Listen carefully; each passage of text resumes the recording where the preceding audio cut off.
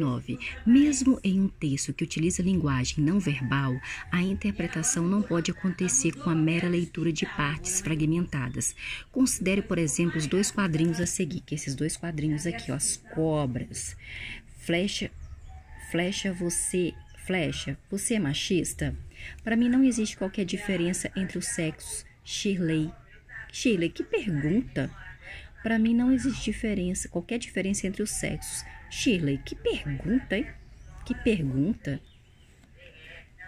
A leitura deles nos permite entender que o personagem, que se chama Flecha, não é machista, pois ele afirma textualmente que não existe qualquer diferença entre os sexos.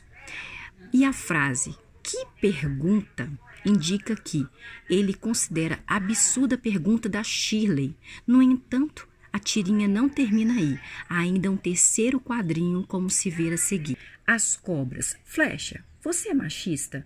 Para mim não existe qualquer diferença entre os sexos. Shirley, que pergunta? Aliás, típica, né?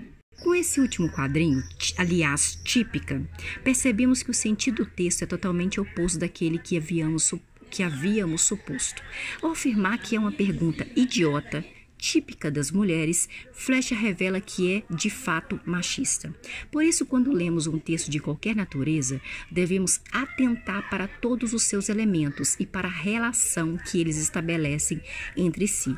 Em outras palavras, ler o fragmento de um texto não é suficiente para interpretá-lo. Em alguns casos, essa atitude pode implicar uma interpretação completamente distorcida. Em outros casos, a justaposição de dois enunciados pode fazer com que eles sejam entendidos como parte de um mesmo texto, construindo outro sentido. Repare na foto a seguir desse carro aqui, ó. Jesus está voltando, vende-se.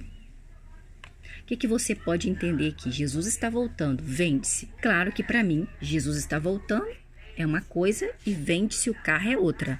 Mas pode ser que ele está com medo de Jesus estar voltando, está vendendo o carro. O dono do carro colocou 2 adesivos no vidro traseiro do seu carro. Cada um deles tem seu sentido autônomo. Um expressa a fé do proprietário do carro e o outro sinaliza a intenção de vender o veículo. No entanto, os dois enunciados, lindo como parte de um único texto, constrói o sentido de que a volta de Jesus pode ser o motivo do dono do carro para se desapegar dos bens materiais.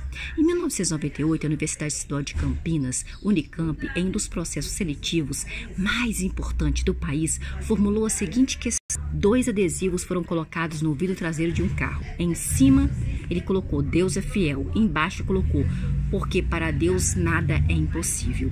É possível ler os 2 adesivos em sequência, constituindo um único período nesse caso. O que se estaria afirmando sobre a fidelidade? O que o dono do carro poderia estar querendo afirmar sobre si mesmo? A resposta esperada do item a deveria mencionar que a fidelidade é algo impossível para os humanos. No item B, por dedução do que se afirmou em A, o candidato deveria responder que o dono do carro poderia estar confessando sua infidelidade. Texto e linguagem, diferentes modos de dizer, a linguagem e a construção de sentido. Agora que ampliamos a noção de texto, podemos pensar na linguagem empregada naquele texto. A linguagem é o código essencial à concretização da comunicação, que é uma necessidade nossa humana. Linguagem é todo o sistema de signos que deve ser compartilhado pelo emissor e receptor para que a comunicação ocorra. Signo, de forma sintética, é aquilo que representa algo e é utilizado em sua substituição. Um desenho e uma palavra, por exemplo, são signos. Em qualquer comunicação,